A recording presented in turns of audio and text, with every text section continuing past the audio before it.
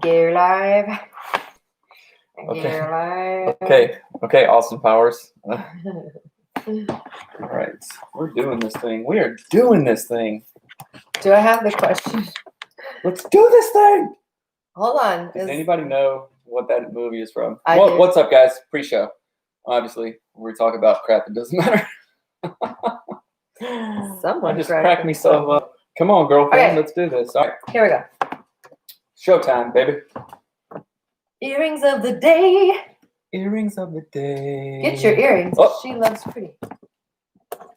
.com. Okay. Can you hurry up? You be fapping. Who knows what this song? Earrings of the day. Nope. Okay. Don't All right. know Stop that. it. Hello and welcome to Anatomy of Marriage Radio. I'm your host, Melanie Studley. What's up, my good friends? My name is Seth Studley. I am a licensed marriage and family therapist. Welcome. Happy Wednesday to you. This is AOM Radio. We are very thankful you're here.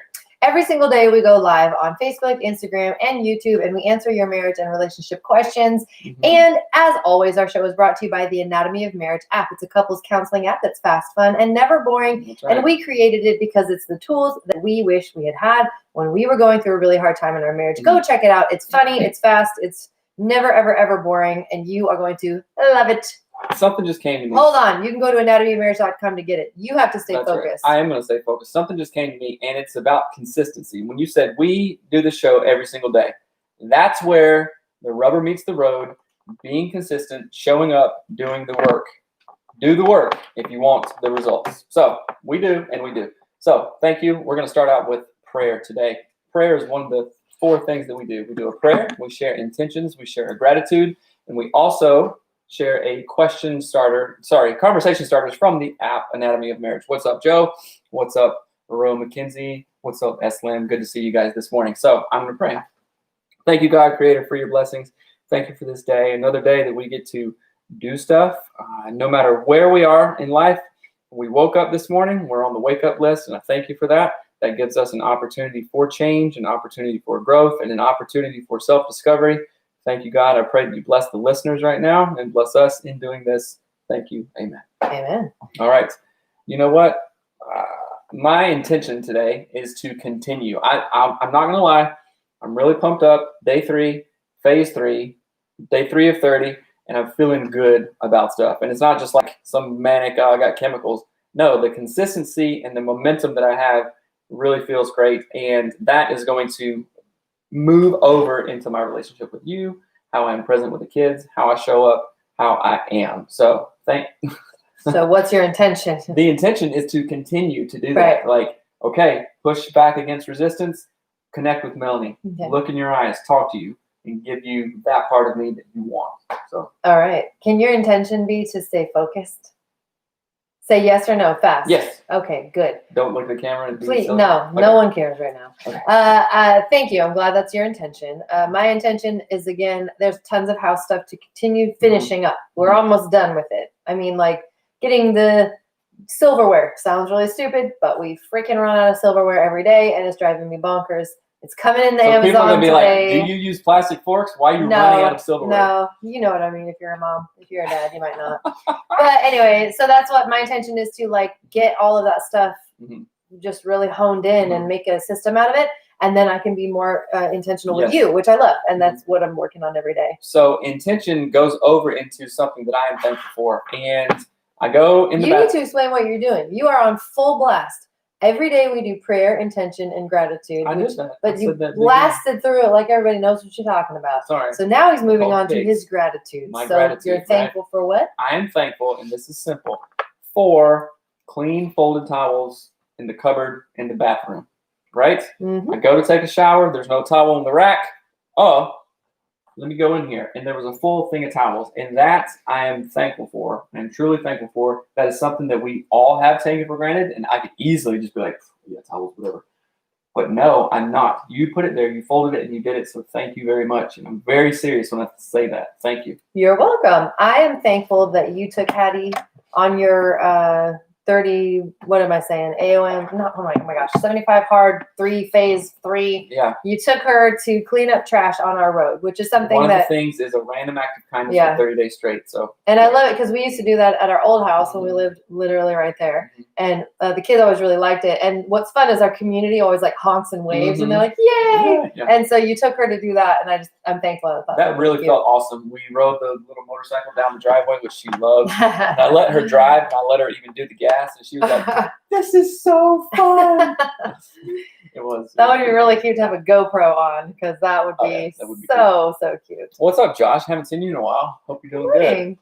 good. So yes, that is what I am thankful for, and those are my intentions. Mhm. We encourage you to do these with your partner. Do Mhm. your prayer, do your intentions, do your gratitude, and we call them pigs. And there are reminders in the app, in the Mhm. Anatomy of Marriage app, to do your pigs. You can set it as an alarm. It's a great way to connect and bring closeness, like without hardly doing any work. So That's do right. it. Tiffany says, "Hi guys, first time I'm able to listen online. Yay! Looking forward to watching your shows more often." Awesome. Tiffany, we are sincerely glad you're here. Thank you for showing up. Yes. You're here. Yes, that's Let's awesome. do this. Let's dive into our question. So it says, I recently listened to the podcast episode where Seth shared about his adult attachment disorder, and it hits home because not only do I struggle with adult attachment disorder, but so does my husband. Mhm. What do you do when both partners are dealing with attachment issues? And in our case, ones that repel and often push each other away. Mhm. We were both raised by narcissistic mothers. Mine is ignoring and his is engulfing. So naturally, I need more attention, and he needs me to leave him the heck alone. Thanks for your help. Okay, so a myth of he needs me to leave him the heck alone. That is a lie that sometimes attachments behaviors kind of perpetuate. We Mhm. all are meant for connection. Deep down, we want that connection, and if we're not used to it, we are going to push that away, Mhm. right? So the adult attachment episode that I did maybe a year ago, I don't remember what Probably number it about a year was, ago.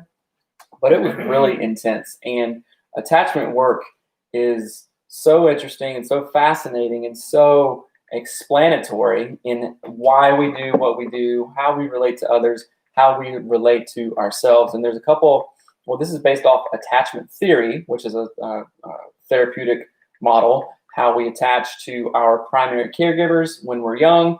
And it all happens in infancy, like 0 to 5, and it can go on after that.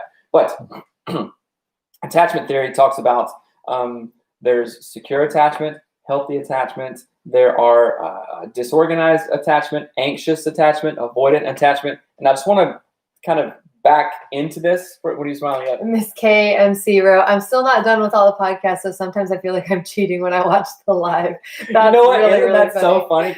I've done that Right. with other shows that I like too. Right.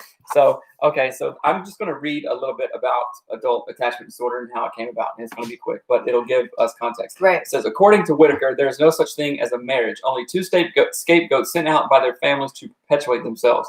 Together, they must work out the inherent conflict in the situation. Couples who remain together eventually reach some kind of accommodation, whether based on compromise or resignation.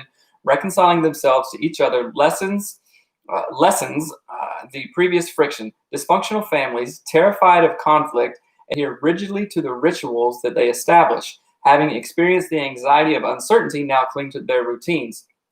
So, Hold on. Let me start over. That's a definition or something that a therapist would understand. Let me talk to real humans now. okay. The definition of attachment disorder Uh-huh. is a general term for conditions that cause people to have a hard time connecting hmm and forming meaningful relationships with others. That's right. Okay, so I'm going to talk about attachment for a minute because that did not make sense. to Okay, a sorry. scapegoat. Bringing up scapegoats. Sorry. So attachment is basically okay. I'm reading the book by Dr. Dan Siegel. Actually, I finished it. It's called The Power of Showing Up, and it is such a good book. And it basically is a culmination of all of his attachment work that he's done over the years with Tina Payne Bryson, and they talk about this idea that when you are a baby, Somebody says, please, that was a mouthful. Right. I know. I apologize. I'm sorry. And good morning, Valerie. So this idea that when we are babies, we are born with this inborn innate desire to feel safe and to feel connect. Yep, to with connect others. and feel cared for. The way that we feel connected and safe and cared for is by the attunement that our caregiver gives us. So let me tell you what I mean by when I say attunement.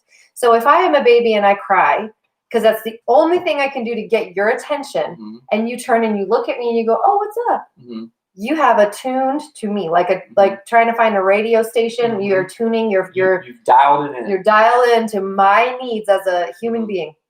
And when you can dial into my needs, then I go, oh, okay, I feel safe. Even if I don't have words to say that, even if I have no like language ability, I'm a teensy tiny baby, Mhm. tiny. Your attunement Mhm. equals safety. Okay, that done over weeks and months and days and Mhm. years and all of that equals healthy boundaries, healthy attachment. It equals a secure Right, a secure bond. attachment. For my own biological, literal life needs, I can count on this Right. person for, like, think about breastfeeding, like all the chemicals and bonding. Of that course goes you on, think about breastfeeding. Just kidding. Keep on. right? That is a vital part because Right. in order for me to stay alive, a helpless baby, Right.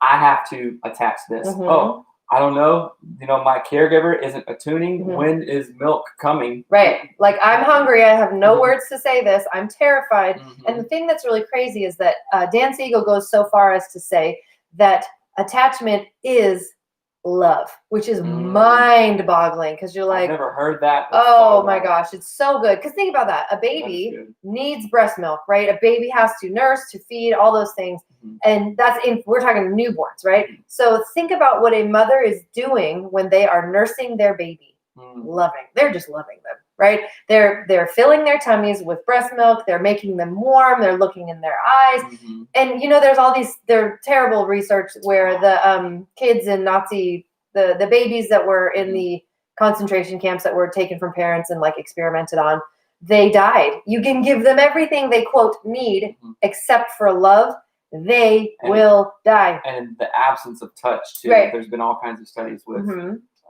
other mammal Right. species, monkeys, different types of Right. monkeys and stuff, and monkeys that don't have that.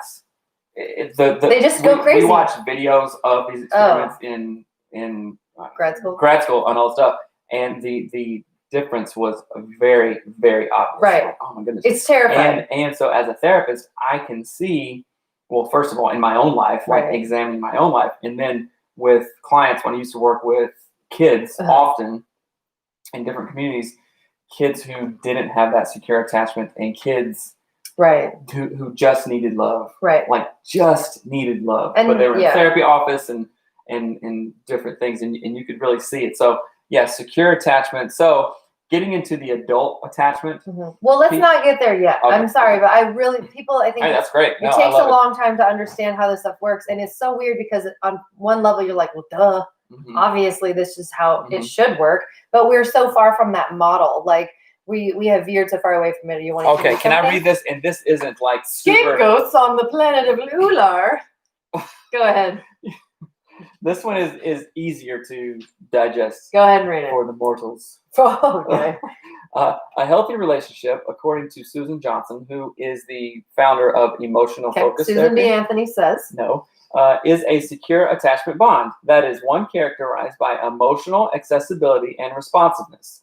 Secure attachment refers to both having grown up with a sense of being lovable. So a sense of being lovable. I am worth mom's time. I am worth her to give me milk and keep me alive. Right. So a sense of being lovable and worthwhile, and to the confidence that comes from having a secure and rewarding intimate relationship. So this could be in childhood and, of course, into adulthood. But when attachment security is threatened, people typically respond with anger, a protest that, unfortunately, may drive the other person away rather than evoke the desired responsiveness. Recently, Johnson has introduced the notion of attachment injuries, traumatic occurrences that damage the bond between partners, and, if not resolved, maintain negative cycles of attachment insecurities. So, boom, baby, that hits it on the head. So, when that last sentence of what our the viewer wrote in, the last thing I need is to leave him alone. Right. No. Right. You don't. That is an attachment injury, and that is what he thinks he may need. Right. But that perpetuates that cycle of feeling alone. Right. She doesn't understand me. I'm Well, not with love. And think of a teenager. Think of like a punk dingbat teenager who's like, I don't need anything. Right? Like it's that vibe. It's that energy of a kid who just thinks, well, they're so wounded inside. And you as an adult, or like if you're not wounded, can see it. You're like, golly, get therapy, bro. Like let someone hug you. And you know that the answer is actually the opposite of what the person thinks they need because they're afraid of it. It was inconsistent in their childhood. They weren't attuned to and attuned with. And so that really damages something in your brain. And one of the things that, when I say damages, I don't mean damages sounds Injuries. weird. It reroutes your brain. So in the book by Dan Siegel, The Power of Showing Up, he talks about this idea that, and he is he's a researcher, he's a pediatrician, he is so awesome and hunky. Like a medical doctor and also a PhD in he's the best. And he talked about this idea that our attachments as children, so the way that we form attachments with our caregivers, so me and my parents, right? It literally changes. And when I say literally, I actually mean literally this time.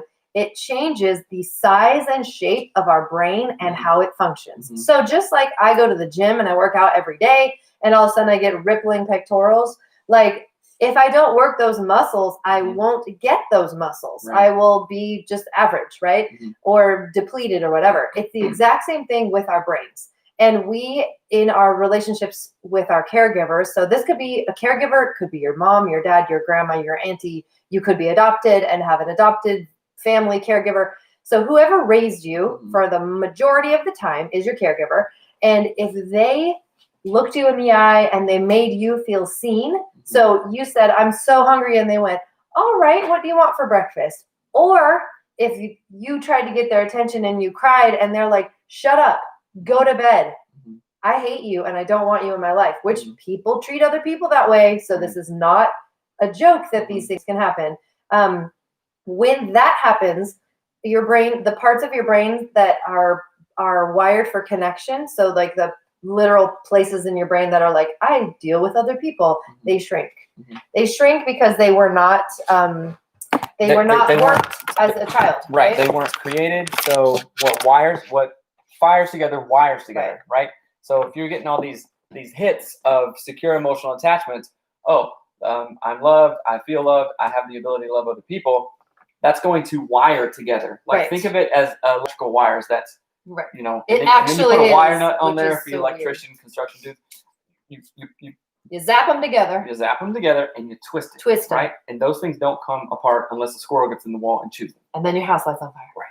Right. So that is an idea that Dan Siegel talks about all the time. What fires together, wires together. So it's the things that you do more often will become like wired and permanently set in your brain. So this is a good thing to understand as if you have a baby right now or young kids, because you can have what is called earned attachment, where you heal your attachment wounds or your children's attachment wounds. So if you didn't have solid, healthy attachment as a kid, or you haven't given it to your own children, there is hope. Do not give up. You can reverse and change these things.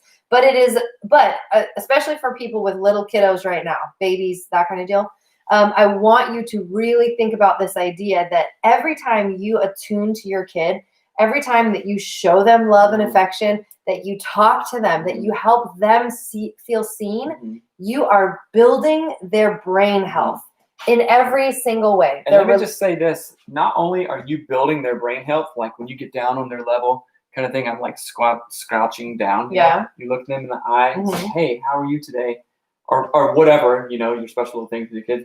You're also wiring your own brain, right? Even if you didn't get it as a kid, you can give it as a parent. And I absolutely love it when some of our fans talk about breaking the generational curse, right? You're rewriting your family tree.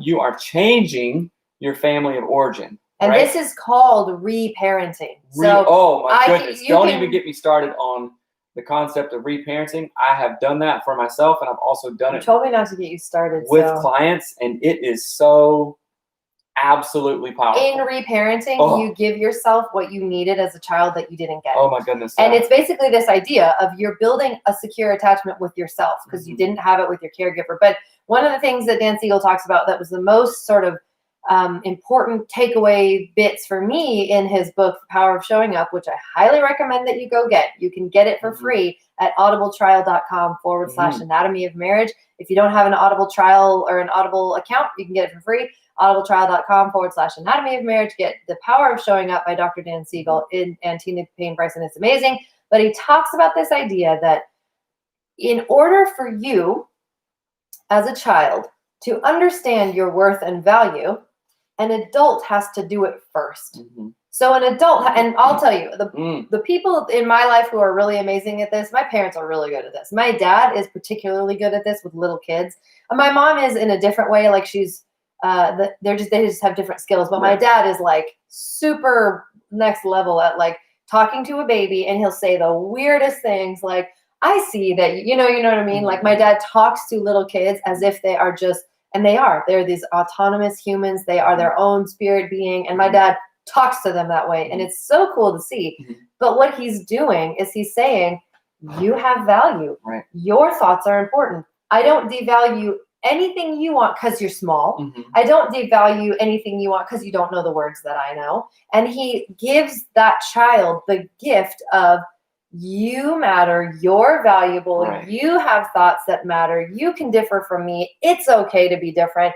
And then in turn, that child turns around and says, I matter, I'm okay, Mhm. it's okay to be different, and Well, I that know goes how to back- see myself That goes because back he saw to me. one of the descriptions of secure attachment. Mm-hmm. Understanding that you are worth loving, Right. that you are Right. lovable, and that you are worthwhile. Somebody says on YouTube Live, "Whoa, pony, hold the mail." That hit home fairly blunt. I've always struggled with rejecting affection, but desperately needing it, but can't let anyone know. Right. Ouch. So Oh, you know what? You're absolutely not alone. And you know who's with you on that? knock it I'm off. pointing at Melanie right now, right? In a funny inchworm kind of way. Because we grow up these ways. And there was another description of the type of family that produces. It was like scapegoats and stuff. No, it wasn't scapegoats. It was much more understandable. Yes. And I'm not going to take the time to get off track to read it, but it did talk about, sometimes these things, because in families, we get in our rigid things, Right. and we don't celebrate big emotions. And Sometimes we don't know how. So sometimes we don't know how, right? Yeah. But then that becomes the pattern. Mhm. And then, what we know, we go to Right. over and over again. Then that becomes the thing. So hold on a minute. That is so true, Brianna. And it is repairable. I just want you to know that it is repairable. Brene, I'm sorry. I said Brennan, didn't I? Sorry. Brad says, this is so true. I've been seeing this happening in my life with my son and fixing my own attachment issues. Okay. Great. Hashtag get real. Watch out. All right. Can I talk or are you talking? I was going to talk. Okay, go ahead. Sorry. So having children brings out this stuff in you. Big time. It puts, if we are any, iota of self-aware, this stuff comes out with your kids, right? And about a year and a half ago, a lot of it came out with, it's like it's always coming out. It's just a process, you guys. A process, as our Canadian friends would say. And so, what up, Atisha? right. It's a process, and Right. I'm sorry. Right. So it is a real process, and the actual intervention of reparenting is so beautiful and so powerful. Every time that I've done it with a client, they cry. Right. They bawl. And Right. sometimes I even get like the feels, yeah. And I did it with myself, and it is the act of, it's kind of like dividing yourself into a couple of parts, right? What would the 8-year-old Seth want right now? And guess who is the perfect person on the whole planet to give it to them? The adult Seth. Because I knew exactly how that 8-year-old was feeling. And now I didn't have the tools then, or somebody didn't give it to me now. So I can put my place, and it gets kind of trippy meta, but it's awesome. So I can put my adult self Mhm. in the place of the 8-year-old. So you're like two people at once, but you're Mhm. actually three. And then you talk to the 8-year-old Mhm. or 7 or 6 or 10-year-old Whatever, or yeah. whatever. Whatever you needed. And then you see them, you hear them, you Right. say, you are lovable, you are worthwhile. Right. And then actually, it is so trippy because it's just like a time warp. Then the 8-year-old heals, and then you come back out of that to the Mhm. present you, and you're like, oh, Right. what- And that was beautiful. Right. I feel so much better and Mhm. whole and complete, and go, yeah, I am awesome Right. in a good way. Yeah, you feel seen and you're seeing yourself. Right. And it's a very weird thought. And it is a process. So you don't just do it once and then like, Mhm. bloop, it's done. So needed to hear this today. I have an almost 2-year-old and I find myself zoning out a lot. I need to be more Mhm. present with her. You guys, I have been praying and asking God and the universe to like put this podcast or whatever we say or whatever people comment Mhm. in the ears and the minds of people who need to Right. hear Have it. it. Yeah. And when we get comments like that, that's just bonkers. Like, Yeah. I needed to hear this today. I'm like, Right. thank you, God. Okay, Mhm. that was awesome. So thanks for thanks for sharing that. What's up, Jenny? Good to see you this morning. Yeah, and I think there's a lot of things in this idea of reparenting and attachment where so much of what we think and believe is literally just in our Mhm. minds. Like Mhm. it's so weird to think like you can talk to your 8-year-old self and give yourself what you needed, but it's real Right. and it does actually help. Mhm. And so going back to the question, they are saying my husband and I both deal with adult attachment disorder, Mhm. meaning they were not attuned to by their parents in a way that was helpful Mhm. to them when they were little. So one is saying, yeah, my husband, I think's mom was really stifling, like always. And both parents were narcissistic. Yeah, and then her own parent was didn't give her enough affection. Mhm. So then it makes this dynamic of the one lady is like, oh, I want to hug all the time, but I actually don't know how, so I push you away. Mhm. And then the husband's like, don't touch me, and I don't want you to touch me, so I Mhm. push you away. So it's this sort of Mhm. like magnetic forces. Well, it's that that are- loop, right? Because Mhm. we want that connection. Yeah. We need that. We need it, connection, actually, yeah. But we haven't had it for so long. We don't know what to do. Then we just perpetuate what. Renee says, you guys got me on the cry right now. I've not been able to identify this until today, and it has definitely shown in my relationship with my 2-year-old daughter, so Mhm. ready to turn it around. Mhm. Thank you. Hey, You are so welcome. if you want some extra support, email us and we can talk it through. Right. That'd be absolutely great. Right. And David says, I adopted a dog who had been previously abused, and he would not tolerate petting for about for a 5-second count, and then he would bite. He desperately wanted love, but he couldn't accept. yes. So very Oh my sad. gosh. That is crazy Good because stories about dogs. right. Because- That is one of the things we got a dog.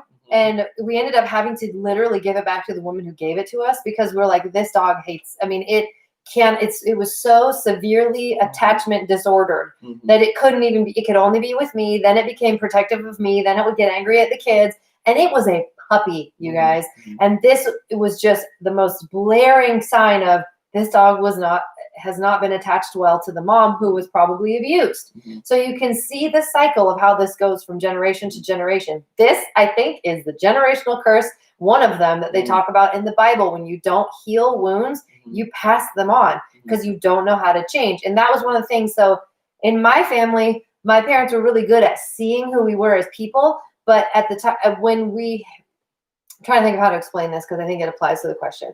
So when I got married to you, Mhm. I knew Your first who husband. I knew who I was.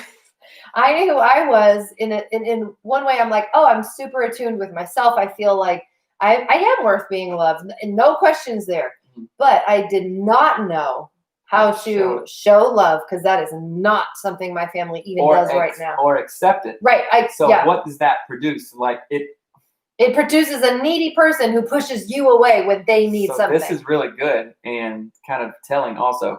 It almost produces almost an arrogant person. Like, well, yeah, I'm loved. I'm here. Right. And you get kind of like cocky and turn into a douche. Right. You know what I'm saying? A French shower. Yes, a cocky French shower.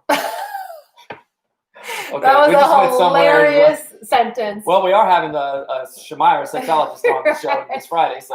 But I think what it produces is there's an arrogance and an insecurity that is unsustainable. But also the arrogant side of me did not know how to change it, that I could change it, or that it needed to be changed. Because I was like, I built a fortress around my physical self. Like, Right. I don't need you to touch me. I don't care if you have feelings. That's literally how I behave. It's like we talked about it about 2 shows last Yeah. 2 weeks ago. You were like, hot damn, here I am, Right. kind of thing. Watch out. Hey, this is me. Deal with it. I'm Right. just this way. Well, I've always done it that way. And Mhm. like, well, okay, the way you've always been doing it Mhm.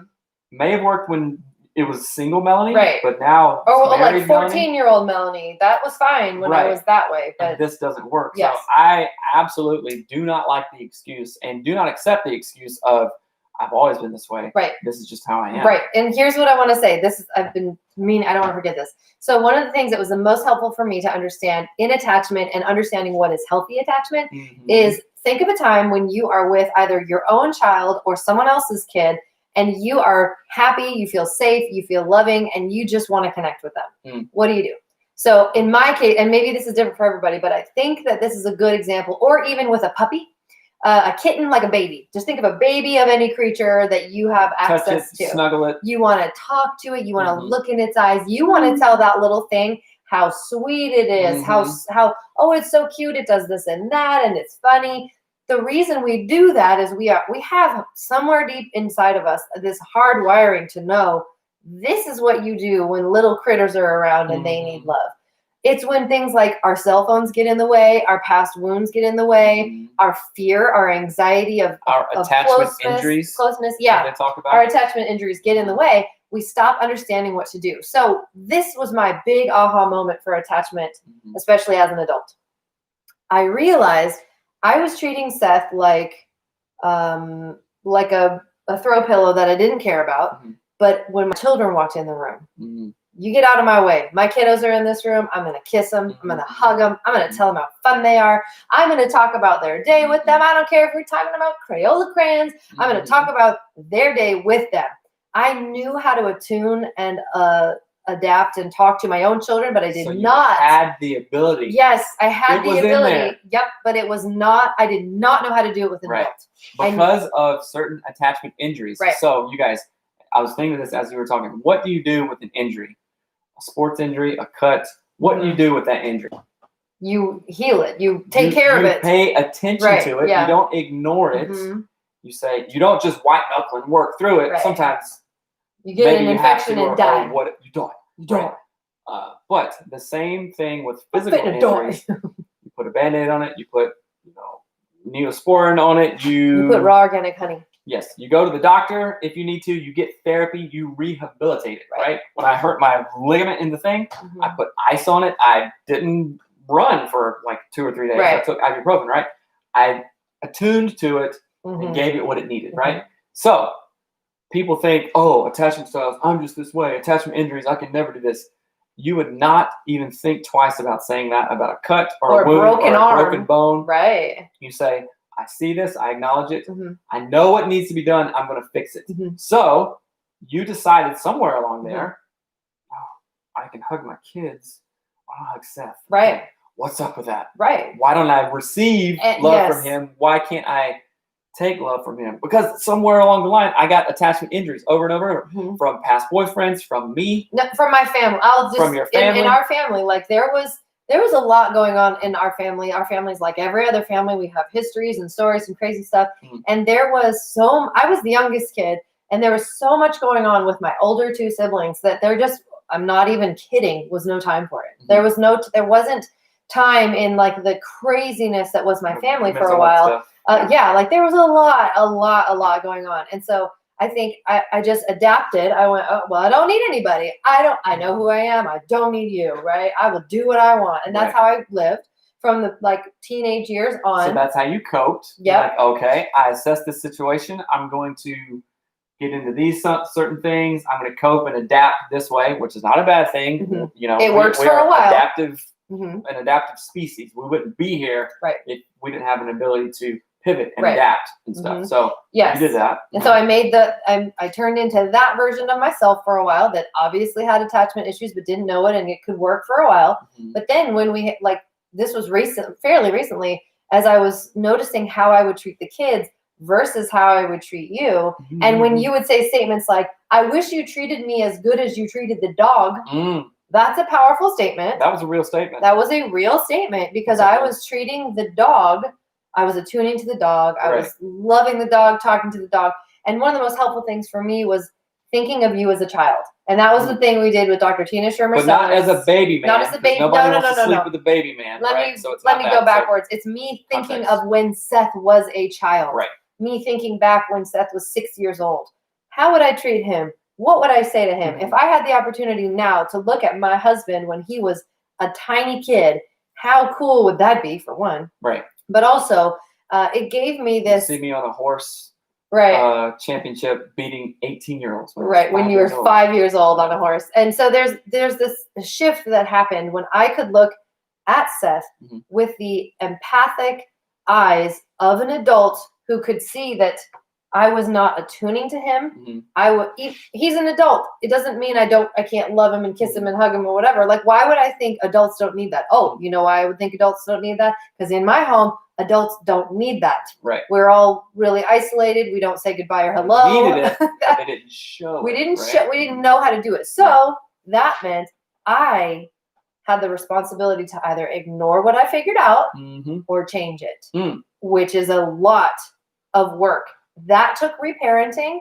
That took diving down really deep and saying, what wounds do I actually have? And here's the wounds that came up for me in that conversation. I realized, so Seth is a guy, obviously. I have older brothers, and my dad spent a ton of time teaching my older brothers how to fix cars. They changed engines out on like the RX-7. They raced cars together. And I'm like, why couldn't I have done that? Why didn't I get to go to China with my dad? Why didn't I blah, blah, blah, fill in the blank? And I thought so that's what I thought my wound was, right? But then I had to reparent myself, and I'm like, okay, what am I missing? Like literally, what am I missing here? Oh, the reason I didn't learn how to switch out an engine in an RX-7 is because my dad was paying to send me to the theater camp I wanted to go to. Oh, I was going to the youth choir in Seattle. Oh, I was in the youth symphony orchestra. Duh. Like I thought, oh, he just didn't love me as much because I wasn't a boy.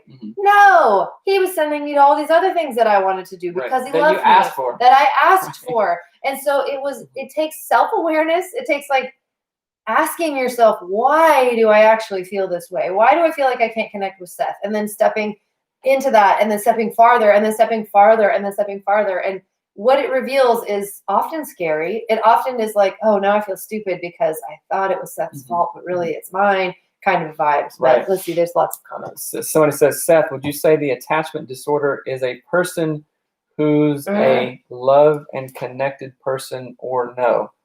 I'm not sure if I understand that. Do you understand that question? No, push that. I can't make it up. Okay, sorry. Can you, Miss KMC, kind of elaborate on that? It says, Melanie, I feel like we are very, very similar, coping and adapting to family situations.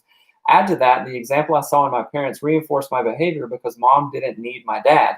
It's manifested in my marriage, and it's been so dang hard to heal. Been working on it for 2 years now since I realized it. And that's a good, so Good I'll job. speak to that in my family, and I love my parents. They're still married. I see them literally every day. I call my mom every day. Love my family. But that is kind of the vibes that we have as well. It's like, it's my mom doesn't necessarily need my dad emotionally. And when I started doing that to Seth is when I realized, oh, wait a minute. I'm actually bringing that generational curse into my home. I don't want that for my kids. I don't want Mariner to think, oh yeah, mom's always mad at dad. Because that's what he was starting to think. And I'm like, this is not right. And that had nothing to do, I mean, it's all, that can all be healed and worked on through reparenting, awareness, mindfulness, setting alarms. Like, it's really simple things that can help you bring that into a place of being able to heal it. So I'm glad that you're on that journey. Yeah, so one thing that we really espouse, obviously, is therapy. I'm a licensed marriage and family therapist, have been for about 13 years. And we have partnered with Get Faithful Counseling. GetFaithful.com/anatomy of marriage. That's the website. So we have partnered with Faithful Counseling, and you can go learn more about them at getfaithful.com/anatomy of marriage. That's right. And you will get hooked up with a licensed professional counselor, just like myself. and someone, you can choose who you want. Mhm. You know, are you a different a race? Are you biracial? What are you? Do you want a African American therapist? Do you want a Native therapist? You can pick these things. What? Are you a different race? That's a very Well, weird way to say it. What's your ethnic background, right? You can pick a Indian American therapist. Do you want a Asian American therapist who is Muslim? right? Do you want to, yeah. Exactly. And then you can even go farther down and say, you know what? I have heard about attachment issues. Do you work with attachment related issues? Right. And you can choose all this stuff. Are you married? Does your therapist have kids? So they can understand where you're Mhm. coming from, right? You can customize your therapy. You can customize your therapy, right? And research says that the therapeutic relationship, basically how you jive and vibe with your therapist, Right. has a huge effect on the outcomes Yes. of therapy. Let's just say Which is that bonkers. if you have a bad therapist that you don't like, don't stay there. Right. Right. It's just like a real relationship. Don't stay. Don't stay there, and don't poo-poo on therapy, right? Right. So right. again, getfaithful.com/anatomy of marriage. You guys are going there. I see the analytics, and you guys are getting help. And this show will continue to grow as we help more people. Mhm. And as we help more people, the show will grow. So that's why we partner with places like getfaithful.com/anatomy of marriage. Go there, Mhm. get an assessment, and you can start therapy, teletherapy. No office, no nothing, no driving, no traffic, No COVID. no COVID. You can start therapy today. Getfaithful.com/anatomy of marriage. Let's see. Okay. It says, I recently heard terms of people being love and connected, freedom and choice, or authority based, meaning that's what they thrive on. I don't know it in totality, so the terms may be wrong. Okay. I think it's almost like taking I understand what you're saying with that Mhm. comment. I think it might be unhelpful. That's a Mhm. label that might not allow people to actually grow beyond something that was Mhm. a wound. Mhm. That makes sense. It's like saying, well, I broke my arm once. I'm broken Right, forever. My right. wrist is a broken wrist. It's like, Yeah. well, no, it'll heal if you take care of it. And I even take some issue with even the title of this episode, attachment disorder, right? So there are attachment styles: avoidance, conflictual, reactive. There are actual attachment disorders. Yeah. Well, a disorder means it's just not right. Like right. It's you're not right. But it's not then there healthy. are things that, like, oh, we struggle with, and I need some help on this, and I need to do some Mhm. work, talk to a therapist, Right. and move on from that. Right. That doesn't mean you have a disorder that you're like, It can never change. yeah, it's not like a genetic Right. disorder or something like that, which is more biological. and Right. permanent. So, different topic. I find it difficult to bring up things with clearing structure, which can start an argument when things are good With my with spouse. me and my spouse. I tend to just hold it in so things can stay that calm. So, Right. how about this, Victoria? Boom, I'm going to hit home right now. What if the things that are difficult are things that you aren't talking about, and they only come up because you don't talk about them? Right. Right? Yeah. And I would So, say, yeah. even when it's calm, which research says that's the best time to bring up difficult conversations, Mhm. you can use the AOM sandwich method, which is basically, hey, something nice, positive, reaffirming Mhm. that we're good. Well, the clearing then structure. then some sort of let me talk about this topic. It's a little hard, and then you close it up, sandwich. Well, with- in the clearing structure, would you? the digital version is in there.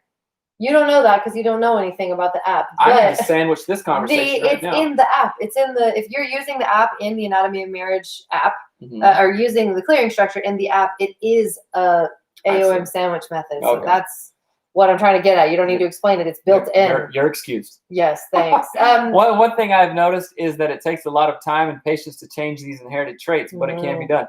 Absolutely, Cody. Right. Yeah. Anything worth doing is worth doing right, and usually the right things to do take time, Mhm. right? What's that saying? Slow is smooth is No, slow. It's slow is fast, and fast is slow, I think is what it is. It's something like, yeah, if you're going smoother, you will. Oh, geez, I don't It's even fast know. and slow. But anyway, the thing I want to say too I is you just mentioned destroyed like that, I sorry. don't know how to talk about things and bring it up in the clearing structure. So this is what I want to suggest to you. Type everything out in the clearing structure. If you're not using the app to do this, I highly recommend getting the app. The clearing structure is free. It is free, you guys. Go to anatomyofmarriage.com and get the flippin' app. You can get it in iTunes. You can get it in Google Play or whatever Mhm. thing and get the app. Use the clearing structure. It has the AOM sandwich method already built in. You say positive things, you say the problem, then you say positive Mhm. things again. But in there, you have to get your feelings out, like legitimately get them out, Mhm. look at them and understand what they are. Then when you go to communicate them, think about it. Mm. If you don't have the words, don't say them. Don't say anything. Continue to think. But then you have the scroll down app to help with that. Well, you'll have a paragraph to say, but if Mhm. you cannot do it without fighting, don't do it yet. Mhm. And here's what I want you to ask yourself. Why am I upset about this? Mm. Why do I feel like I need to fight? You want to know why you feel like you need to fight? You saw someone do it when you were a kid. Mhm. Right? You saw someone fight. You saw, you're just modeling what you saw. You go to what you know, Mhm. right? So if your parents didn't talk about their problems, you're not going to talk about your problems. You don't know how to do it. Mhm. If your parents only screamed and fought and threw things at each other, that's what you're going to want to do. Your Right. body's going to go to what it knows. It's going to, even if your brain doesn't want to go there, your body's going to be like, all right, I know what happens next. I throw the thing and I cuss. Sometimes, Right? or sometimes it's a complete 180. You're like, You okay, shut down. peace Right. out. I'm not doing that. Right. Slow is smooth. Smooth is fast. Thank you. That's a lifesaver. Aaron says a disorder just needs help finding an order Right. that works for your life.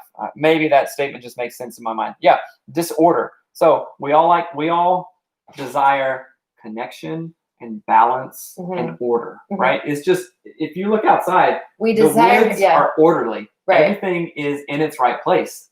But what's crazy is that if we aren't used to it, we fight against it. Right. So start asking yourself, what am I fighting against? If you and your husband both have attachment issues right now, Mhm. meaning they will get better, start asking yourself, what am I fighting against? Then go read anything by Eckhart Tolle and you'll know that fighting is not worth it. Mhm. It's amazing. Right. Yeah. So I need to go. Thank you. This has been a great conversation. Attachment theory and all kinds of attachment issues, secure avoidance is so fascinating to me. And the ability that we have, we innately have in each of us to change what we don't like, or what's like, oh man, something's been grinding, kind of in my spirit or whatever. Something's been off. Something has been incongruent with, how I want to feel.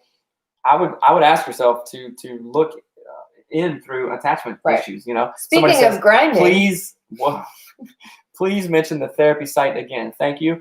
The site is getfaithful.com/anatomy of marriage. Yes. Let me just say it again. You will get paired with a licensed therapist, just like myself. It's HIPAA compliance.